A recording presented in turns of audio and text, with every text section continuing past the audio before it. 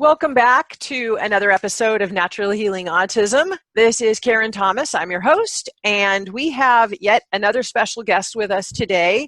And as many of you know who've been following for a while, this episode is very much for parents of children on the autism spectrum.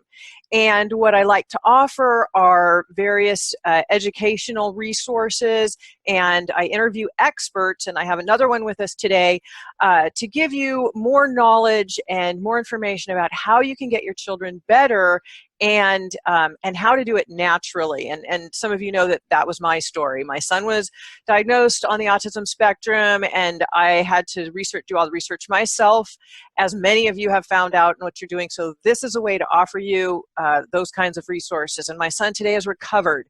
So I like to share as much information as I can with other parents because I know these kids can get better, and I want to help you to get your children better as well. Any information that we talk about in this podcast show any links I will put on the bottom of the page at naturallyhealingautism.com on that page where you're going to find this podcast, so that you'll be able to find those links and go to them easily without having to try and write down every single thing that we talk about as we are discussing things today. So today our special guest is Dr. Zach Bush.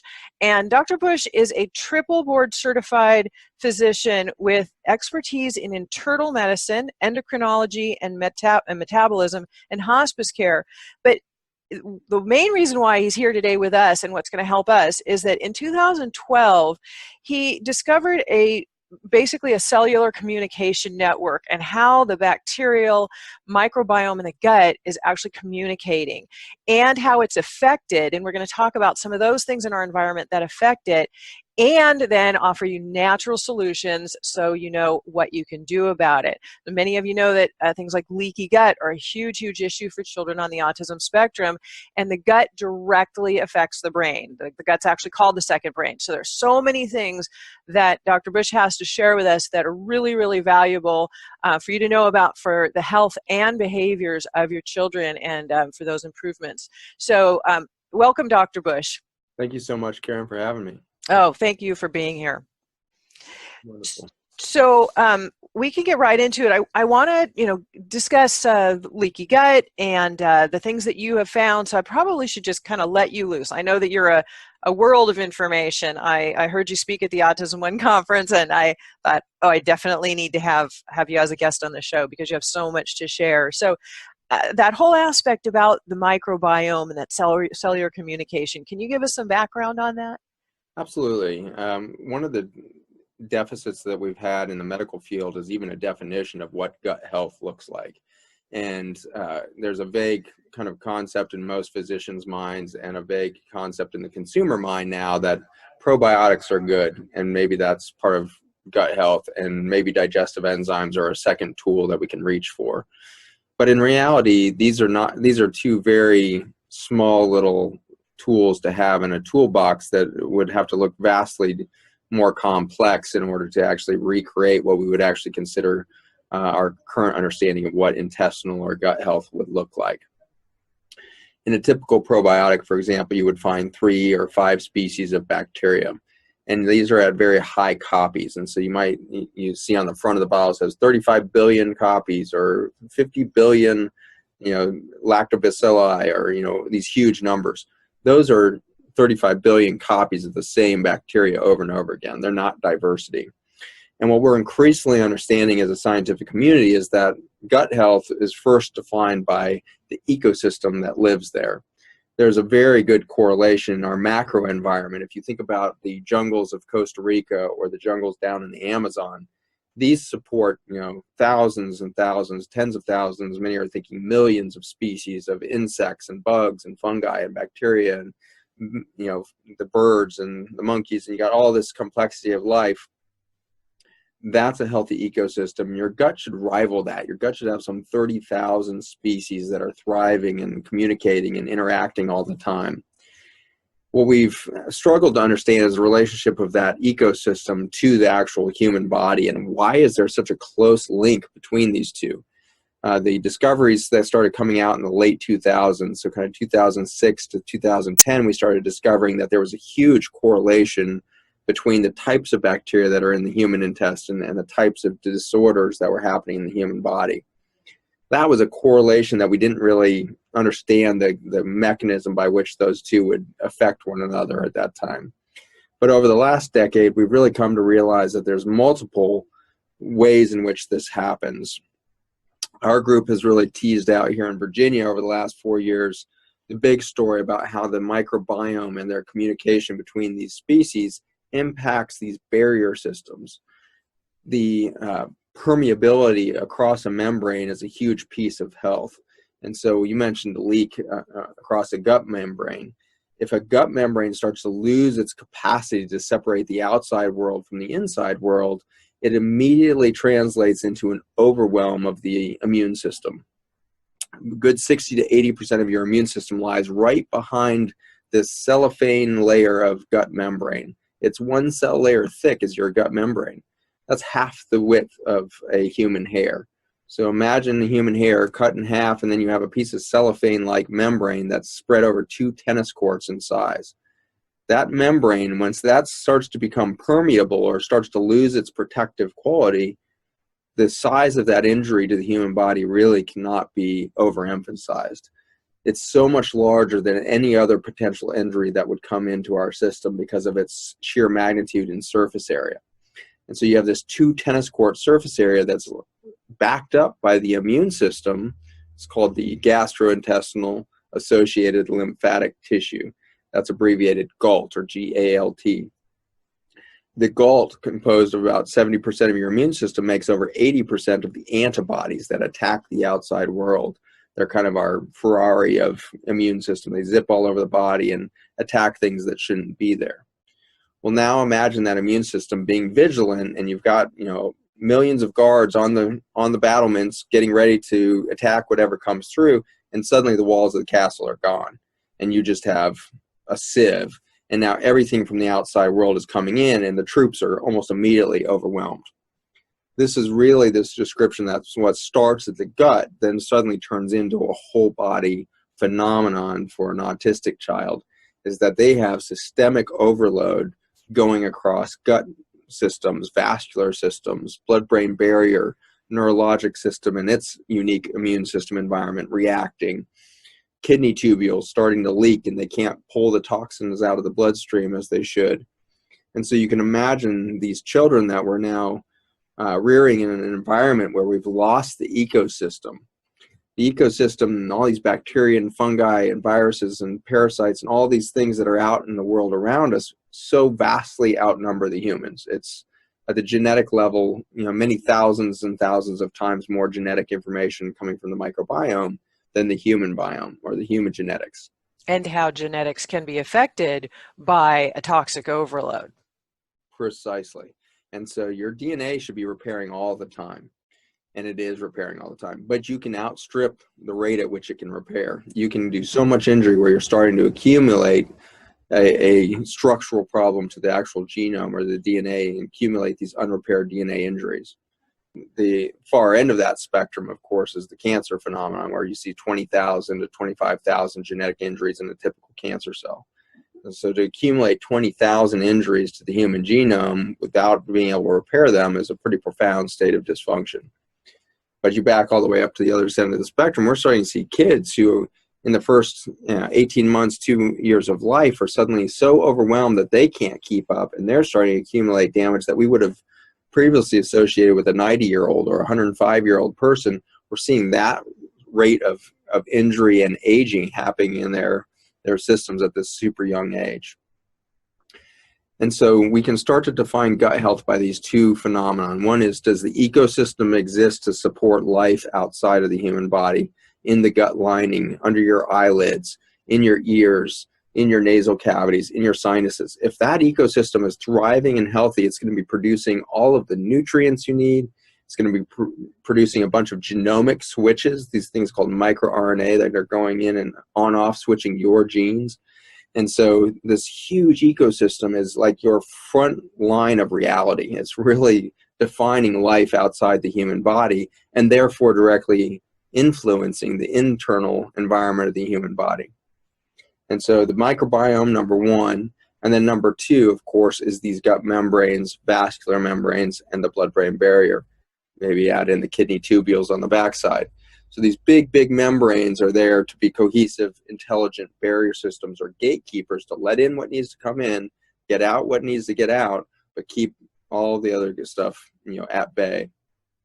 And so how does an autistic child go from birth with hitting normal milestones, normal development, few words, starting to walk, cruise around on the furniture, and then suddenly total shutdown, can't make eye contact, mood lability all over the place, inconsolable, can't focus, can't make eye contact? What happened in those few weeks between seemingly normal and abnormal? And all that happened is we got this huge gateway effect where suddenly the whole system was in overwhelm and everything from outside world got introduced. The whole system tried to rev up to respond to this vast invasion, and it was too much for the inflammatory system to handle, and so the kid starts to accumulate a chronic inflammatory state. It might be good here for us to just briefly touch on some of the things that can cause this overload. I know that some things are transferred in utero from the mother, including heavy metal toxins and any pollution and things that she's exposed to as well during the pregnancy. But then after pregnancy, and some of the pollutions, we really should touch on glyphosate, which is a big issue today, which is a toxic chemical that a lot of people are using in their yards, but it's also something that is used in put on our food crops. So mothers are ingesting that, it gets into the baby. The baby can only take so much, and then it's born. And then breast milk carries certain things, but then it's also, if we get into, there are other aspects, vaccinations and things. So we probably should have you kind of go into those aspects just a little bit so parents are aware of what kinds of things can affect their child so they might be able to help prevent some of that exposure. Absolutely. And, we've spent a lot of science looking at the specific types of toxins that end up in an autistic versus non-autistic child. And what is increasingly obvious is that you can take siblings of autistic children who had the same mother, who would have, mom had the same toxic exposure in her life, same mercury levels, same fillings, same, et cetera, and yet the non-autistic child doesn't have any of those same levels of toxicity. Mm-hmm. And so those sibling match studies, I think, are the most interesting to alert us that, okay, the toxins or the heavy metals, et cetera, aren't culprit number one. They're almost more of a symptom of some other underlying vulnerability that the autistic child had that their matched siblings don't have.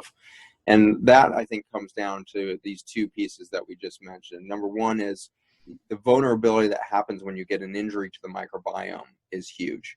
And so some warnings here would be if mom got exposure to antibiotics during the pregnancy, or more perhaps dangerous is right during the birth. So this usually happens in a prolonged labor where there's maybe ruptured membranes for more than 24 hours and or in some hospitals more than 8 hours, and they'll trigger an IV antibiotic therapy that's killing out microbiome just as the child is coming into the world.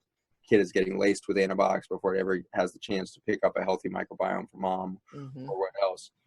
And so IV antibiotic exposure or oral antibiotic exposure during pregnancy or during labor.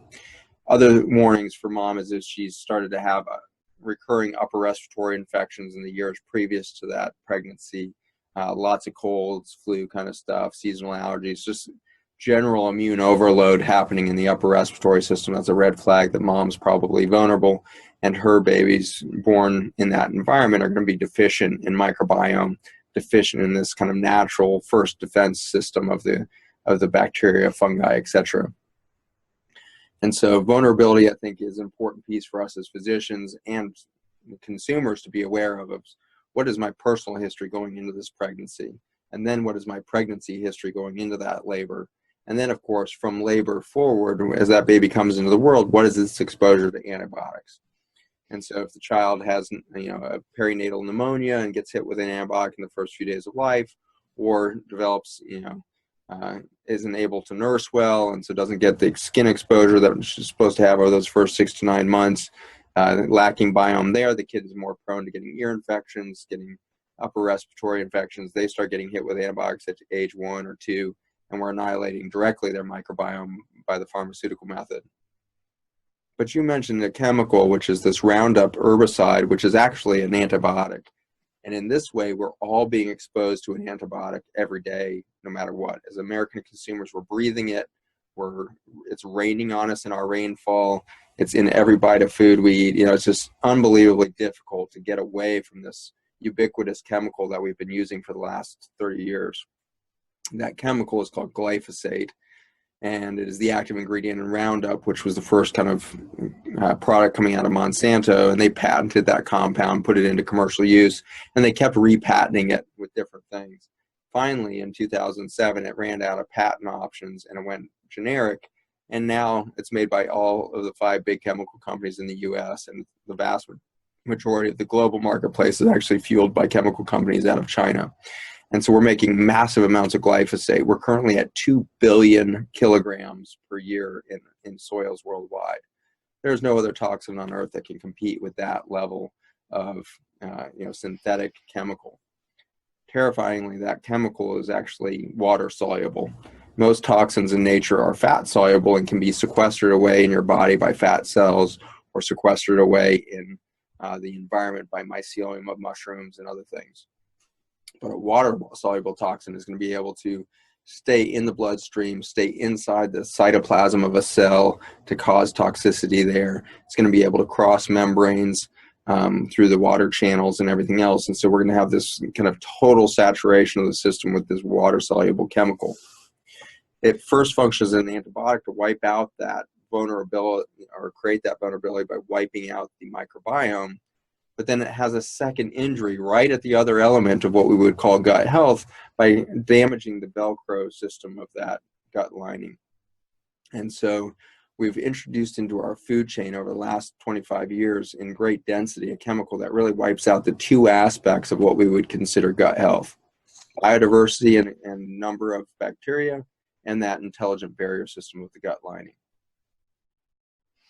And it probably is good for people to know, like, why are they using so much glyphosate in our crops? And I know a lot of people are using it in their yards and not really realizing the extent of the dangers of using the product Roundup, really, because of the glyphosate in it, and how that is getting into our groundwater and how it's getting in then to our drinking water and then to our rivers. And I was just at the ocean, and there was a seal that was dying on the beach, and the marine biology people were around it and saying that the fertilizers being washed down through the streams are causing the algae blooms to get so toxic that the fish that the seals are eating are so toxic in domoic acid that it's a neurotoxin. So now the whole biome, the whole ecosystem in the ocean is being affected. Well, we're eating those fish as well, but we really need to take a look at what we're doing in our own yards. I recently interviewed Dr. Stephanie Seneff on glyphosate. It's another podcast that people can look at as well. But there's also something I really want people to know. It's important that there are natural things that you can use in your yard, like vinegar and a little bit of Dawn dishwashing soap does about the same job as that toxic chemical. And so you don't have to use that. There are natural alternatives. You'll just need to know about them.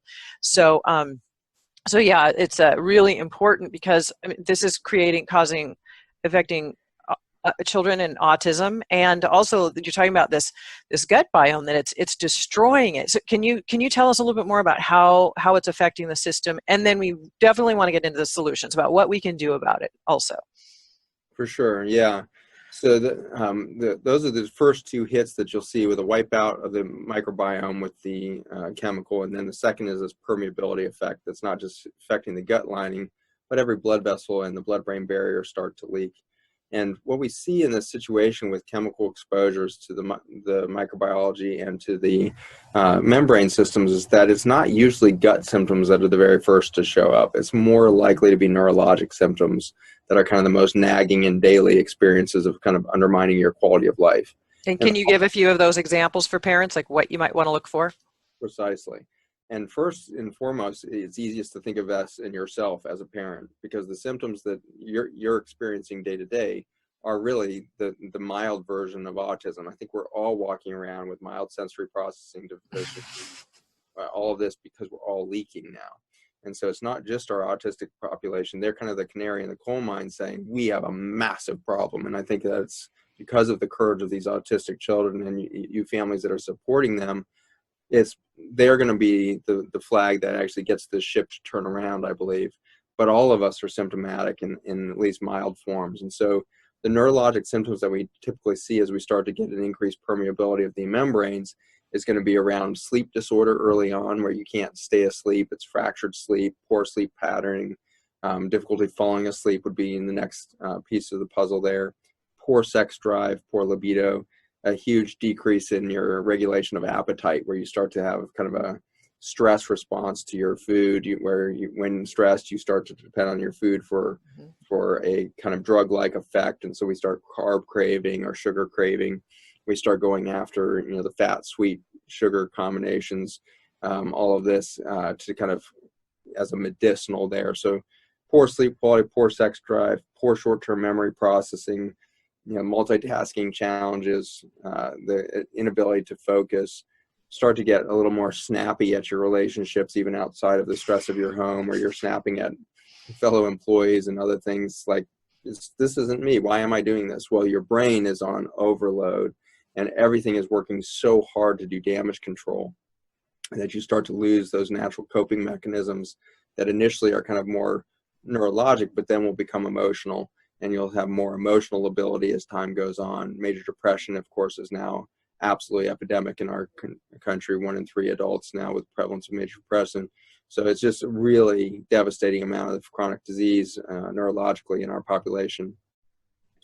And then in the child, to kind of get a sense of way before some adult is complaining about sleep deprivation or fatigue, what we can see in our children is the first symptom is kind of colic type behavior, where the kid's inconsolable at night, bloating, a lot of burping and gassiness, kind of bowel symptoms going on, difficulty latching, nursing is challenging, kid keeps unlatching and crying or seems uncomfortable during breastfeeding. These are kind of some of the early signs of, all right, this kid is probably getting overwhelmed, probably leaking. Even the healthy breast milk is causing irritation and all of this going on. So colic is kind of an early first warning. Then, of course, the sensory processing stuff starts to become a little more obvious around 18 months to 2 years as the kid's neurologic development is hitting the state where they're able to do more complex tasks, do multi-step processes and stuff like that. And that's where you start to get a lot higher likelihood of being able to diagnose an autistic brain or gut system there.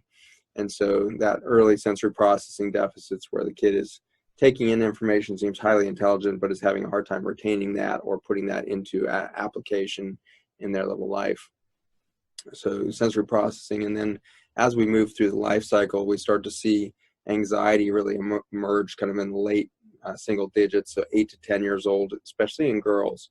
Girls at that age are going through early puberty, and we see a lot of acute anxiety. And this can show up as what we call agoraphobia, where the kid is suddenly afraid to go outside the home, resisting at the bus stop, holding on to mom's leg suddenly. It's just like, this isn't my daughter's personality.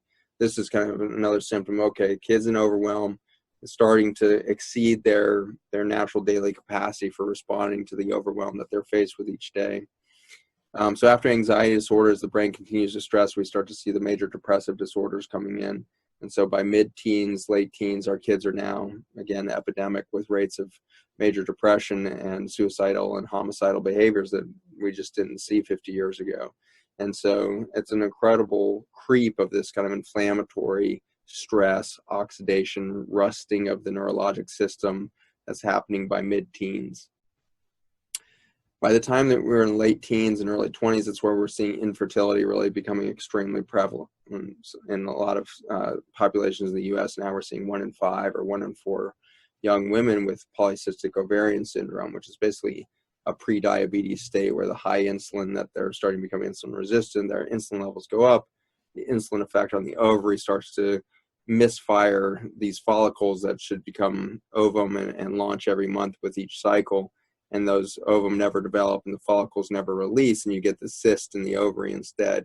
And this is the most common cause of infertility in our population right now, which is this inflammatory, insulin-resistant, misfiring ovary of polycystic ovarian syndrome. So see 25 to 30% of our girls already affected is a devastating number.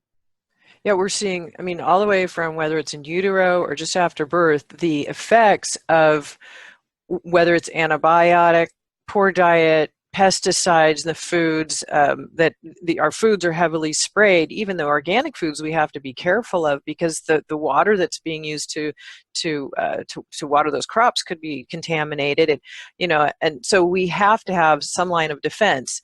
I mean, all of these things, that are just building up through our lives, and we see, around you can go to a schoolyard, you can go to the grocery store, and you see what's going on.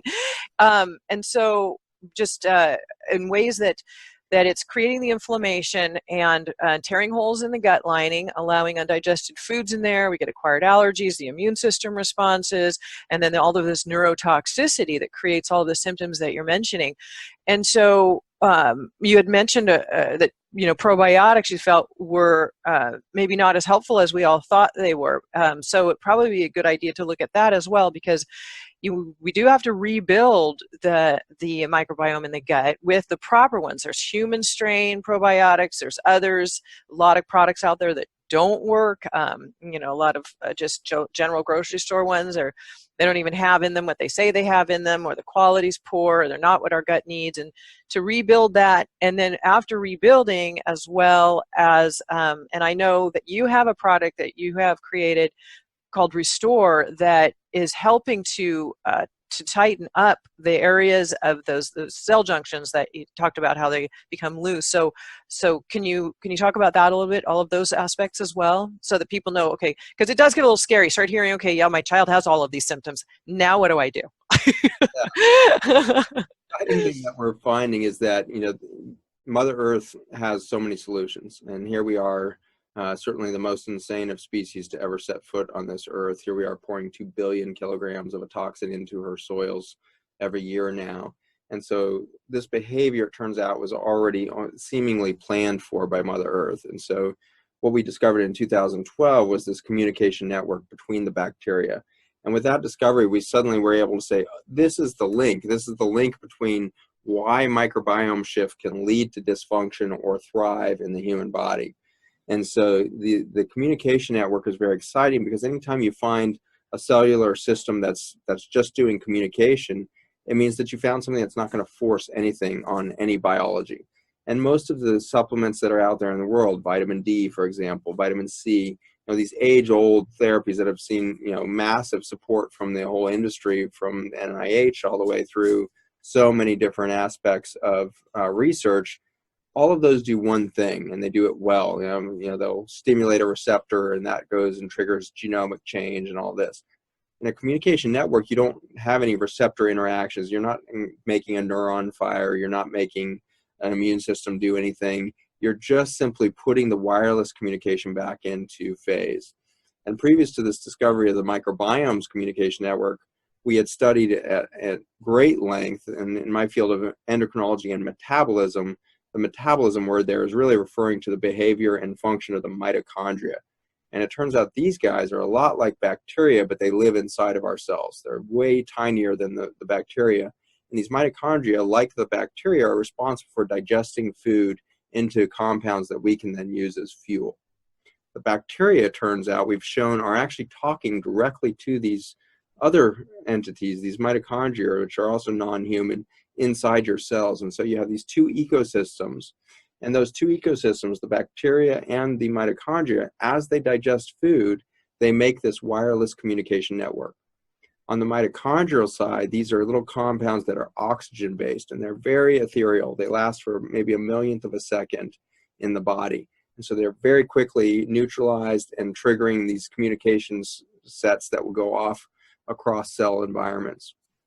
We call these redox molecules, reduction and oxidation, which just means positive and negative charged little molecules that kind of can create it like a dominoes effect. You tip one little dominoes, and then 3 meters away, a domino falls. And so the same phenomenon where you have these little tiny dominoes of positive and negative charged oxygen compounds that then can trigger across the cellular environment to send signals long distances. That redox system from the mitochondria is responsible for the intracellular kind of communication of repair. And so it's generating a lot of turning on the machinery for cell response to injury, managing a lot of the antioxidant response to inflammation, these kinds of things. In contrast, the bacteria don't have the luxury of living in this protected environment of the inside of the cell. And so when we discovered these in soil science back in 2012, the amazing finding was that the bacteria have had to create a system of communication that's far more stable than these little oxygen molecules. So there's this large carbon backbone that's going to be stable through all environments. It doesn't matter what pH or what kind of osmolality or water charge is there. Just these things are stable molecules. But then on the end of the carbon rings, you have these oxygen-hydrogen binding groups that have the ability to do this redox biochemistry, of this kind of exchange of electrons over space and time. And it's that stable communication network that we started working with in 2012 that's totally changed our understanding of human physiology. And it's really showing us that when you have enough bacteria, fungi, probably parasites, viruses, all of these things communicating in real time, you get such a wealth of information in this wireless communication that you do really excellent kind of extracellular matrix and outside the cell protection and repair. And so we've really been excited to find that the biology of human life has almost nothing to do with the human cells. You are so far outnumbered by this microbiome and so far outnumbered by the mitochondria. So in the human body, for the sake of math, we'll say we have 100 trillion cells. It's probably less than that, maybe in the 70 trillion or maybe less. So somewhere in that 50 to 100 trillion human cells. We have to multiply that by 15 to get to our current estimates of the bacterial biome, which is somewhere around 1.5 quadrillion bacteria. Well, that's a number none of us have heard of really, and none of us can really wrap our mind around, but it's 15 times trillion. And so you've got this massive number of quadrillion of these, 15 times 100 quadrillion, 15 times 100 trillion. That's very confusing at this point. But it's a lot. So you're outnumbered by 15 to 1 by your microbiome. That doesn't even begin to take into consideration the fungi. And the fungi we know are probably 100,000 times more complicated than the bacteria. And so you get into these numbers that are so vastly beyond the human brain's capacity to really understand the complexity of this ecosystem.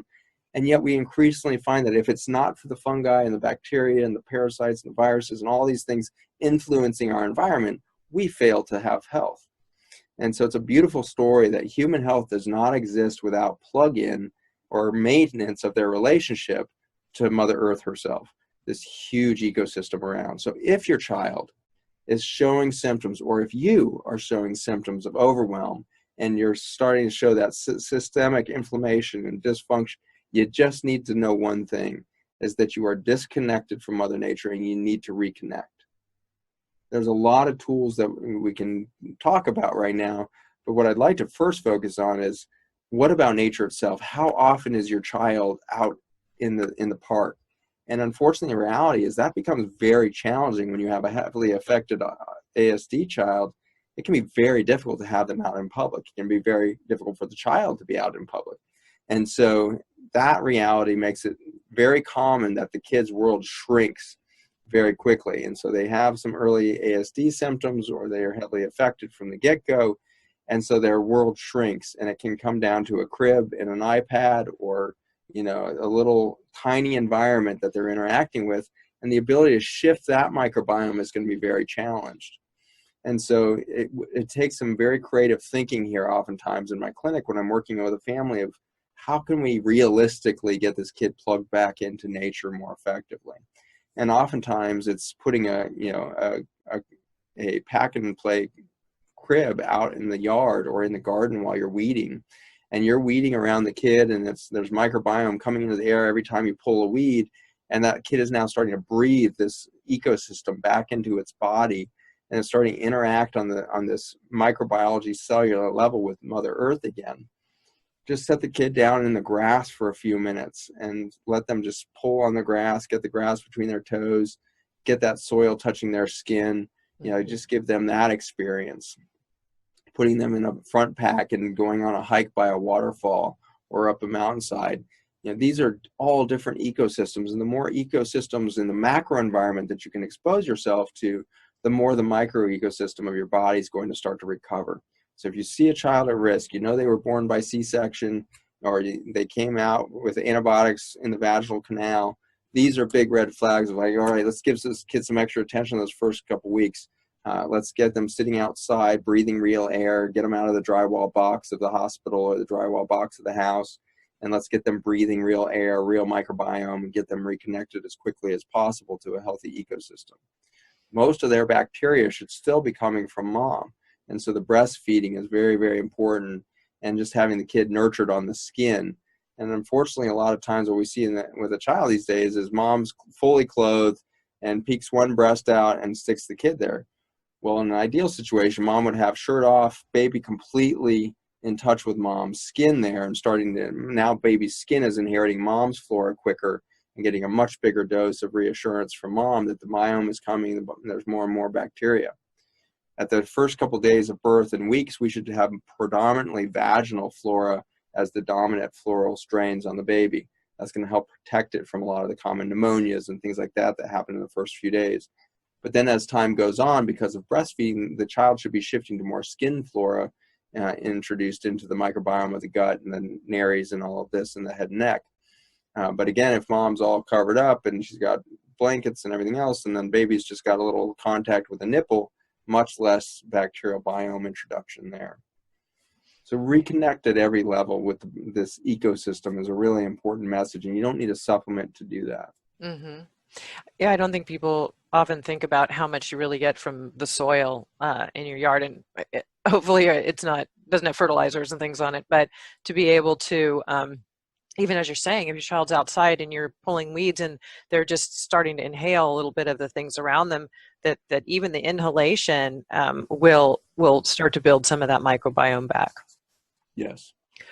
You talk about the probiotics, and certainly there's a lot of variety in the probiotic world. In general, in a probiotic, if it's coming in a capsule, it's probably not going to be very effective. If you've got a dried out, desiccated bacterial population that's stuck into a capsule and sits in a bottle on a shelf for a couple months, the likelihood of viability of much of that biome is almost zero.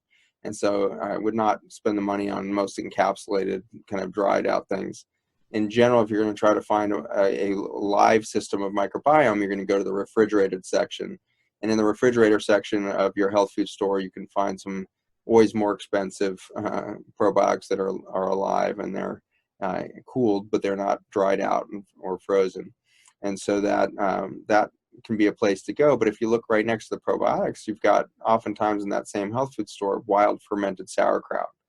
Huge difference between those two environments. So in a wild fermented sauerkraut, the way they make that is they cover the batch with a towel or a terry cloth, and the bacteria from the air keep filtering in over the course of weeks, introducing more and more biocomplexity to that saltwater brine that's going to make the sauerkraut or the sour Reuben or the fermented beets, whatever you're doing with the kvass.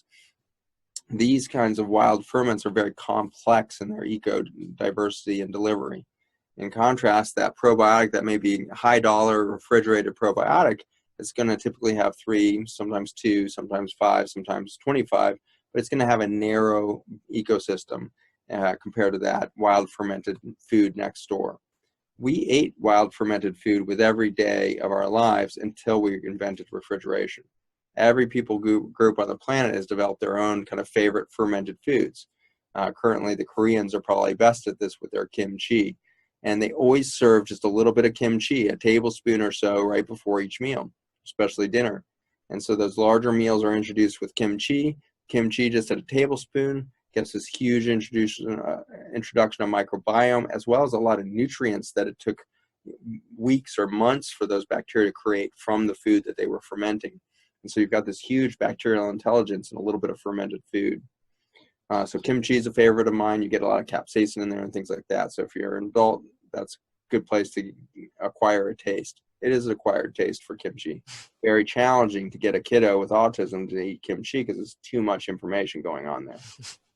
And they have to be careful about the amounts, as you're saying, a teaspoon, a tablespoon right before, to start getting some probiotic type into the gut before the rest of the food is given is really helpful. But too much can actually cause some behavioral and die-off symptoms of No. the.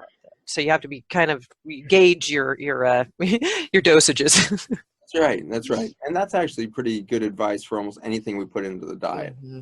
What we tend to do, especially as American consumers, is we tend to overdo, especially when we, suddenly get on the bandwagon. I'm going to eat kale, and then you have these huge kale salads, and you're bloated, and you're wondering why you feel worse, and you're constipated. And you're like, well, this clearly, health food doesn't work for me.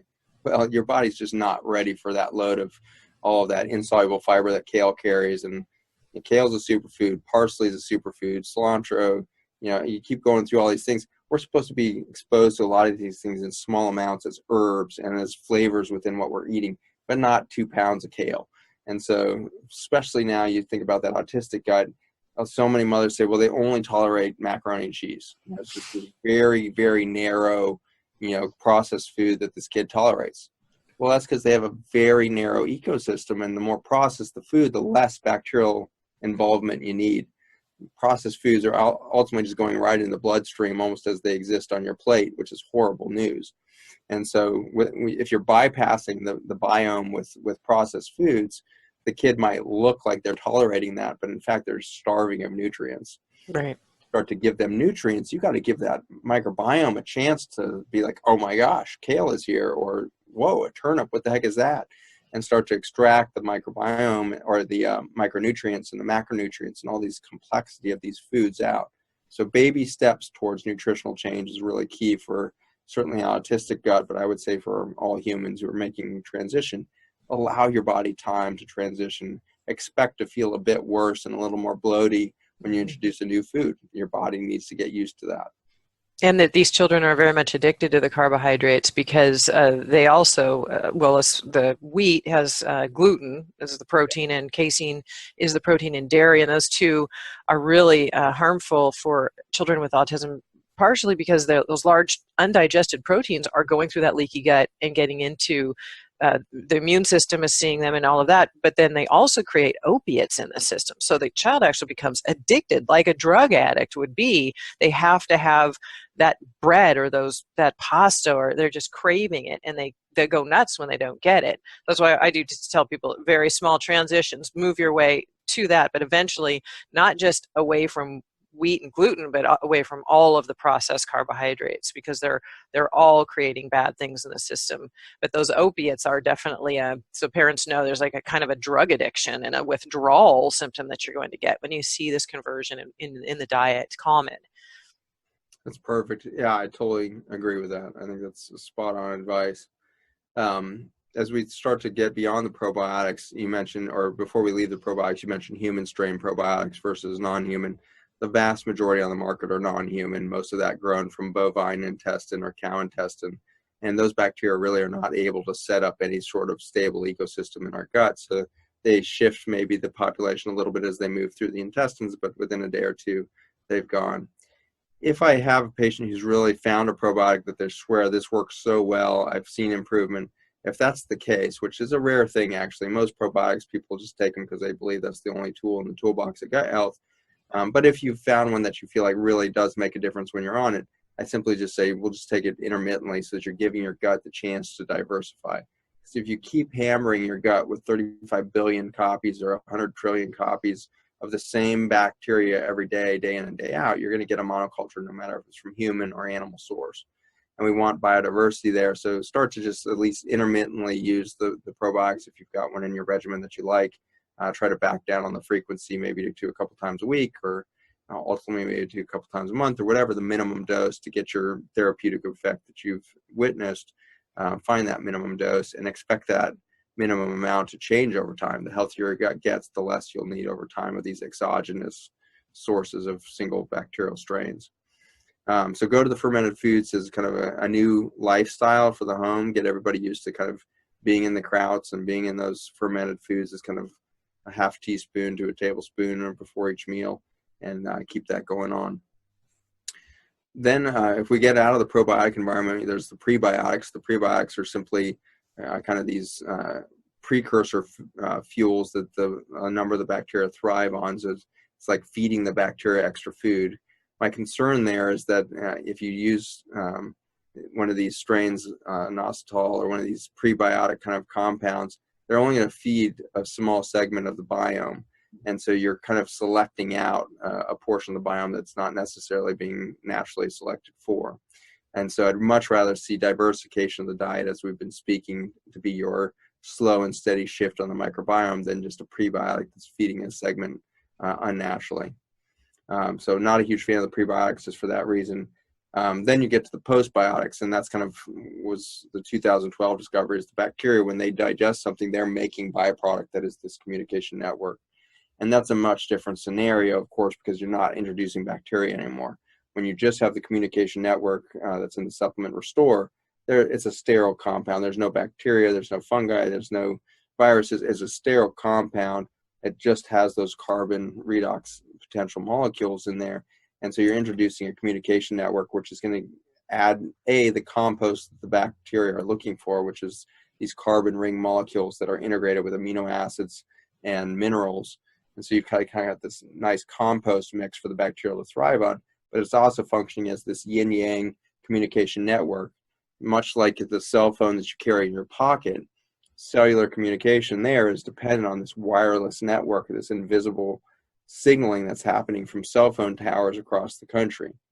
And everybody has the experience on a near daily basis. If you're a little too far from the closest cell tower, suddenly that cell phone isn't functioning. But at that moment, all of the machinery in the cell phone is exactly how it was a few seconds earlier. There's no dysfunction within the phone of its reception or transmission capacity. All that happened is it lost the support of this wireless communication. Cell phones, just like the cell system of your body, are reliant on that invisible communication network, and that's what the bacteria are making. And so as we put Restore back into the system, you're getting this wireless communication network going. It's not saying any words. It's waiting for a word to happen over here to pass it to this cell over here. And so all it's doing is joining the words or the calls for help that are normally being put out by a normal human body. And so the call and response suddenly starts happening again, and it can be very, very quick.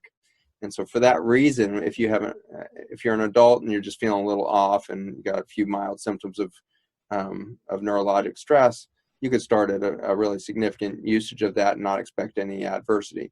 But if you're an autistic kiddo where all of the system is completely raw and almost in complete shutdown, you put the wireless communication network, all the system is going to hear is help.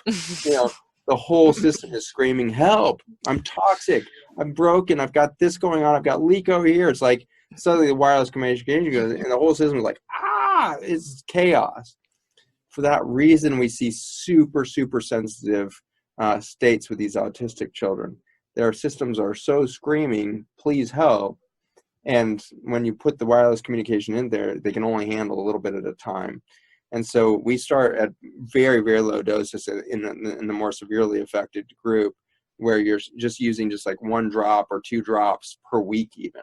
Okay. Water. I mean, there's no rush on this thing. So as you put communication back into play, give the system time to hear a couple words, respond to that, make the communication a little louder, get the signal built up, and you'll hear a few more words splashing into the system. But give the child time, and it'll be clear if it's actually giving them too much information. They'll start to get more mood lability. They'll go, all of the autistic symptoms you're used to can just exacerbate a bit because the kid is getting too much too fast. So just back off. Again, it's not doing anything. It's not harming the cells. We've shown this unprecedented safety to these bacterial communication network, but it can give too much information too fast. So just let your child be their own kind of barometer of how fast can they start to get their normal communication system back online at a rate they can handle. And we very slow titration. Yeah, absolutely. And we segued into this fairly quickly, so I want to make sure that people listening have caught on, that you understand that Dr. Bush has created a product. It's called Restore, and it's a liquid product.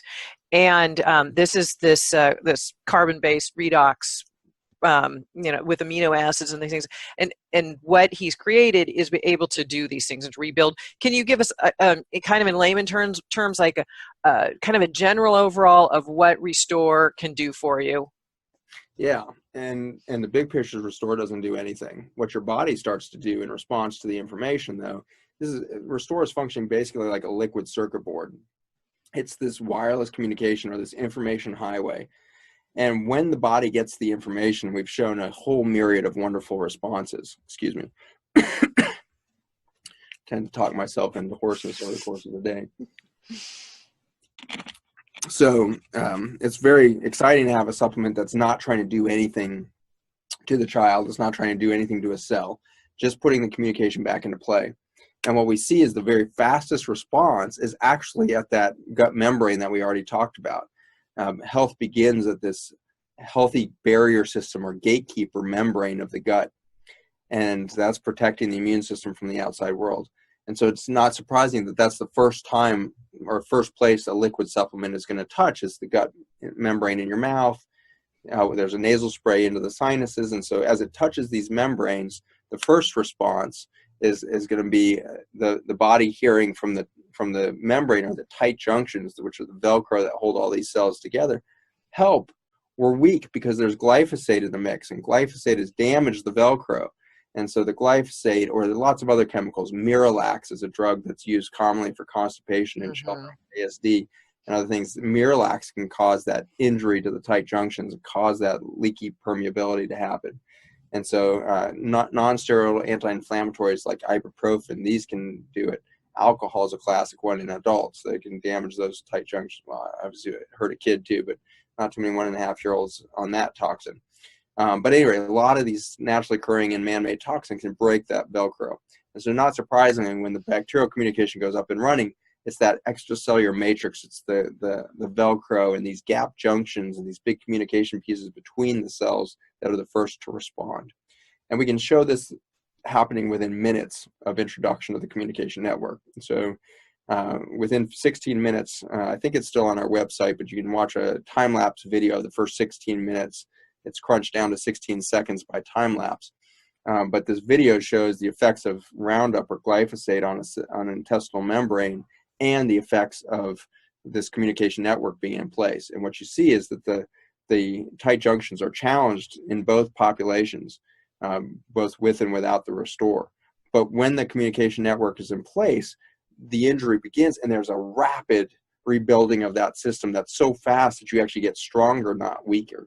And so the body's normal mechanisms of repair are what's being triggered by putting this communication network. So it's very cool to have perhaps the only supplement on the market that fits the FDA's definition of a dietary supplement, that it can't be used to diagnose, treat, or prevent a disease. Well, it doesn't do any of those things. All it does is put the communication network into play. It's the human body that's the healing machine. Mm-hmm. All it's lacking is the communication, and then it goes doing what it does best. So the first thing that we see happen is the tight junctions go up. Your membranes are now acting as an insulator rather than a sieve. And that's not just happening at the gut, but the blood-brain barrier, the blood vessels, the kidney tubules. We've shown it in so many different cell populations. As soon as the communication goes in, you get tight junction and gap junction, all these proteins that are now reigniting this communication network through the system. So what is the link to this video to? Is that restoreforlife.com? Yeah. Okay, yeah. I want to make sure that I will link to that on the naturalhealingautism.com page so that people can watch that video as well.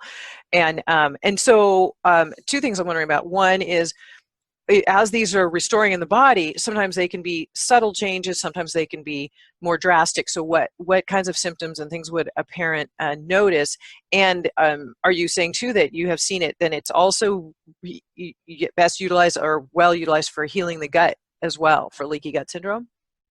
Yeah, I mean, again, it's the body the body would have healed that anyways if it had enough information. So it's just putting the information stream back into anybody. So it doesn't matter if it's an ASD child or somebody that's suffering some other bowel condition. The health is waiting to happen. All the cells know how to repair. Mm-hmm. And that communication goes in and the system just starts coming back online. The gut lining is certainly the first response, and I think that's largely because that's where we deliver the compound. If we were to put it in an intrathecal catheter into the brain, then we'd see the blood-brain barrier respond first. But because we're got an oral and nasal product system, those membranes that it first hits will be the first response. The second response is in the immune system itself. That's kind of your next layer deep. And in the immune system, what we see happening is that the mitochondria that we had mentioned earlier that are inside the cells, when there's a damaged cell, those guys are supposed to pump out a lot of these reactive oxygen species, the redox molecules of mitochondria.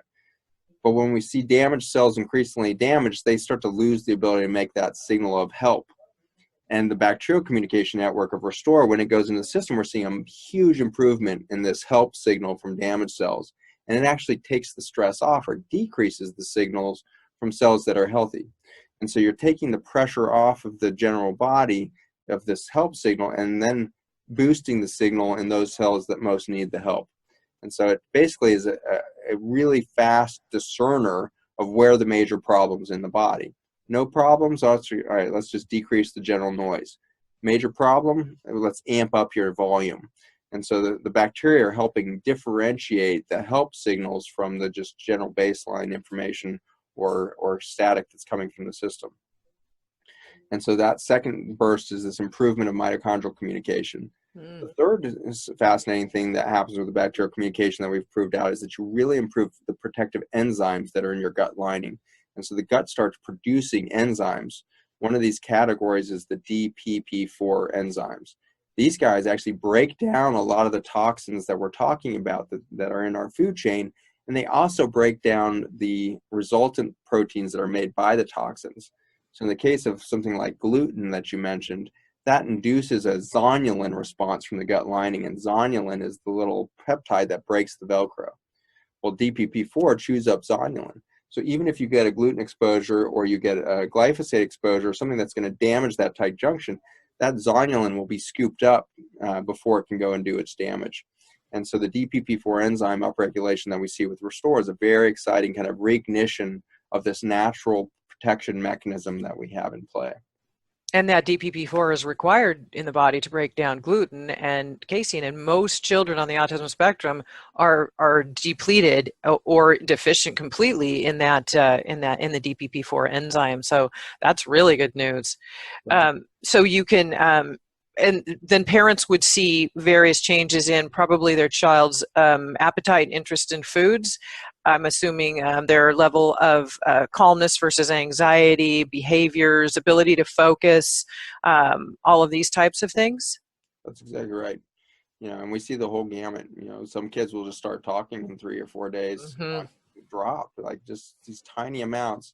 And suddenly a child who hasn't been verbal in years suddenly says their first few words, and then a month later they're starting to sing songs, and by 3 months they've got whole Disney movies memorized and they're singing them for their class. And we've seen these unbelievable stories of very fast recovery, because the Restore's not recovering the child. The child's mechanisms of injury repair were all inherent in their body.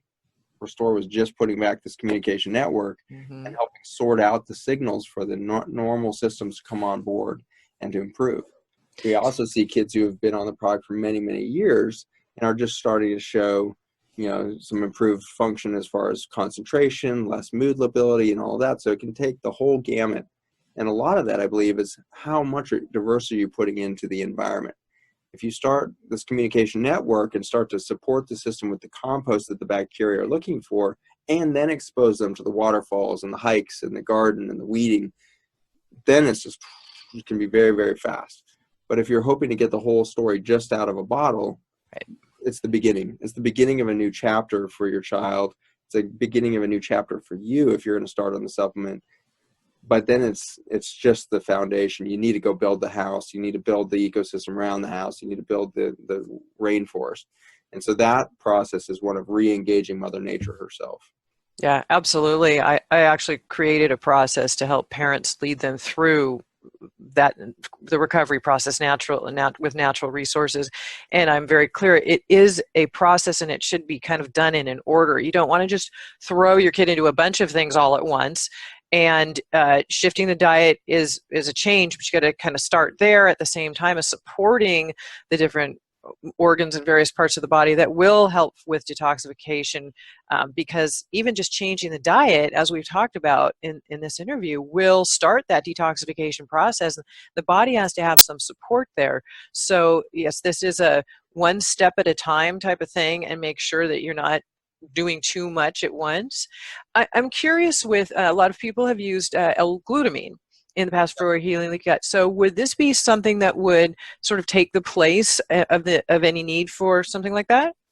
Yeah, so L-glutamine is a simple amino acid protein precursor, and that's like one building block for a gut lining. And so in contrast to just adding one building block, over and over again, and hoping that the body is smart enough to use that and build it, L-glutamine is a very small part of the extracellular matrix as a whole. And so you can imagine 26 letters of the alphabet can make many millions of words. In the same way, 26 amino acids of the human body can make 200,000 proteins that will complete a human body. Taking one of those 200,000 proteins and expecting a coherent system to come into play is probably not realistic. However, we can see improvement over a 6-month period on L-glutamine in a lot of individuals, which means that adding fuel or adding building blocks to that system can slowly over time, replete some of the needed reservoirs. The communication network is instantaneous. There's no waiting for it. It takes minutes, not hours, minutes, not days, minutes, not months, so fast that the body is able to make the vast majority of their protein structures in the form of the amino acids. And then, those soil carbon molecules are carrying the amino acids and all of that in them already. So you're going to see a big flush of communication plus building blocks as you start that. So in general, I would say if you've had success with L-glutamine, just start coming off of it slowly over a 6-month period of time. No sense in removing it if it's working, but realize it was only a small piece of the puzzle, and that as you get the systems up and running, it becomes more and more superfluous over time. How soon would you start using Restore, or recommend it, beginning it with a child on the autism spectrum, or anyone really, but if you're really trying to work with the biome for somebody on the spectrum, and all different levels of the spectrum, would you start shifting the diet and then add Restore, or would you go ahead and add Restore right from the beginning? Much easier to start Restore at the beginning. The reason is because, as we talked about, you start adding new foods to the gut, and you don't have the microbial life to deal with that. What's going to happen if you have leaky membranes is those new compounds, undigested because you're lacking biome, are going to start passing into the immune system, and you will get more bloating, more mood lability, more anxiousness at night, poor sleep quality. All those are going to come if you're adding food to a system that's in high permeability state. In contrast, if you start just getting that communication network up and going, you start to get new tight junctions forming from the cell's natural defense mechanisms. All of that starts to go in play. Now you start diversifying the diet. Far less adversity going to happen. The kid's going to tolerate that shift much better. And you've got this complex compost that is ready to help grab the ecosystem out of the environment so they can more quickly figure out how to digest kale or beets or whatever you're throwing into the diet. Nice. And picky eating is such a big deal for parents on the autism spectrum. And to get your child to shift to a new diet and healthier foods is very challenging. So it sounds like this could really be helpful in that as well, because if the body is supported in what it needs, it's not pretty much freaking out every time it sees something new, and the child doesn't become so afraid of foods, because I really see that as a reaction for their innate ability to know that food doesn't make them feel good. Even it's a good food, a healthy food, but their biome can't handle it, and so when they eat it, they might not feel good right away, and they don't want to eat those foods. So this could help that transition period. Yes. Perfect. Yeah, that's exactly it. Mm-hmm. Yeah. Wow. This is fabulous. And also, did I hear a rumor? I think so. You have a book coming out this summer, yes? It's coming out soon. I don't know when. Okay. Those are always moving targets, obviously, but I do have a book coming out soon. Soon. And we'll have a big announcement as it comes out, and we'll certainly hit your site and many others. Okay, sounds great. Anything else you'd like to add before we wrap it up? I would just like to take my hat off to your entire audience. Just a huge, humbling experience to be at Autism One every year, to watch the courage and the dedication of all of you parents that are on your mission to find that healing solution for your child you've all learned that it's a multifaceted solution for every family, and frustratingly, it looks a little different for every single family. There's not a one-size-fits-all solution out there. And I'm just so grateful, Karen, for your effort to really speed the amount of communication out to the greater community. We have hundreds and hundreds of thousands of families that are unreached, and I'm just so glad everybody on your podcast has reached you and reached the information. But a huge recognition of the incredible frustration and an apology, sincere apology at the deepest level for me, for my field of allopathic medicine. We have so poorly treated you all. We have so poorly communicated with the families of the autistic child. We've so intensely and rudely and inappropriately accused or inadvertently kind of blamed parents for the situation their children are in. And I have a real apology to deliver for our whole field, that that's out of our own insecurity. It's out of our own lack of knowledge and our poor education. It's our defensiveness that's manifesting that.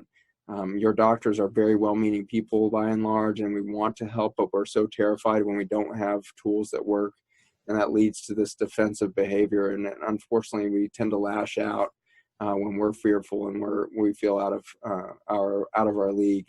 And frankly, so many of you are so well educated that we're intimidated often by your level of education, because you know more about autism than 98% of the doctors you're going to walk in on. And so I just, thank you for being who you are. Thank you for your journey. I appreciate that you're part of this rise in human consciousness that we all need to reach on this planet. We appreciate that you guys are part of this dedication to truth and pursuit of truth for your children and in your own lives.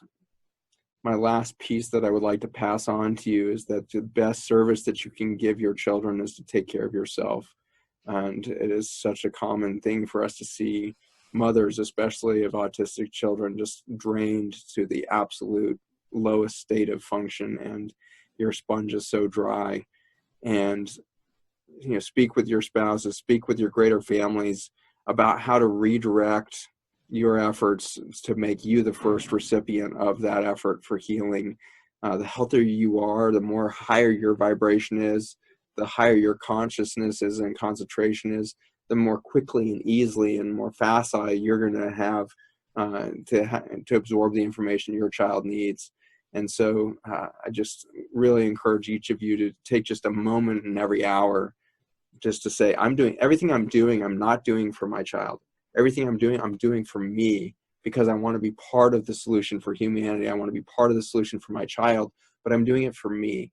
And that subtle change of I'm doing for my children all day long to I am doing this for me so that my life becomes more in flow, so that I have more time for myself as my child becomes healthier, so I have more freedom and independence, and my child therefore will have more freedom and independence as this knowledge comes in.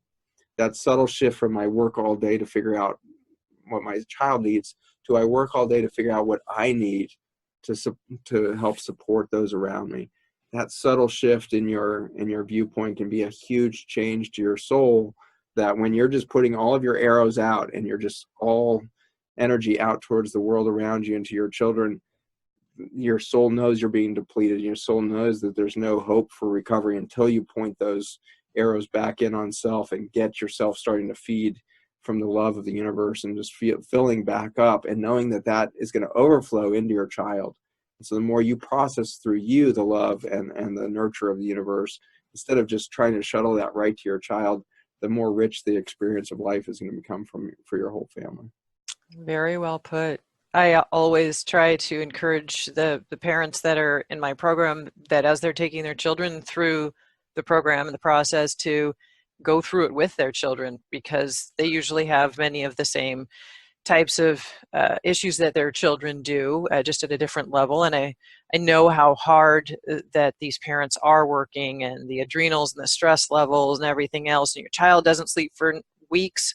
That means you're not sleeping. And so it's really, really important to definitely take care of yourself, and at some level know that you were one of the chosen. You were given one of these sensitive, gifted children that I believe is part of this evolution of the world changing for the better. And It's tough. It definitely is a tough journey sometimes, and that is why exactly what Dr. Bush was saying. If you've got to take the time to take care of yourself along the way as well, and know that your child can get better and that you're doing your best. And that's again why I created the program I have, to be able to help people stop wasting their time and their money on things that aren't working, and to be able to find a clear path so that you can move there sooner and do it safely. Because a lot of people are spending a lot of money and a lot of time on things that are just trying this and that and not knowing how to do it. And a clear path helps a lot, and will help your stress level, rather than feeling so frantic about, I want to help my child today, but I don't know what to do. So yes, I do everything that I can to help others, because I saw my own son recover and change, and I know that they can. And I spent tens of thousands of dollars on things that didn't work to find what did. And I've spent 11 years now researching, and there's no way I could not share what I found and what I have, and why I continue to educate and interview experts such as Dr. Bush to further my education and your education about what is out there, because even more new great things are being developed all the time that can help this process even more, because we know more now than we did yesterday. So yes, definitely take his advice and take good care of yourselves. And I feel the same way. These people are doing a tremendous job. Just know that you're doing a great job. That's it. You're amazing. All these little decisions you make and the efforts you put out are beautiful, and you are the most extraordinary of parents. And having had 2 healthy children in my life, I can tell you there's no greater adventure and challenge than parenting, even when they're healthy. And for all of us who have had healthy children and watched your journey, the highest level of respect and gratitude for your diligence and your patience.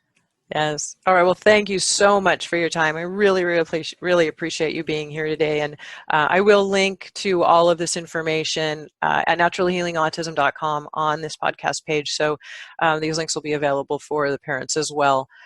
When you come to listen to this, you'll have those written down for you. So everybody take care, and we will see you next time. Great. Thank you so much for having me, Karen. Thank you.